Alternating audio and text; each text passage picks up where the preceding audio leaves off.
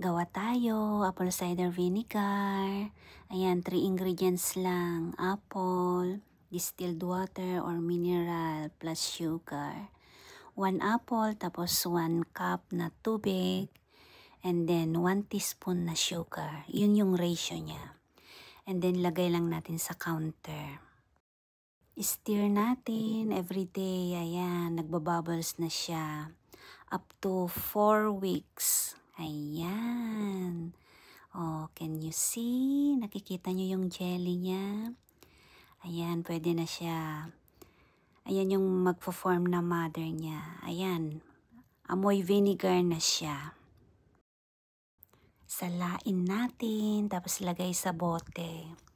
And then, pwede nating gamitin na, pero mas masarap siya, mas maasim pag i-stack natin.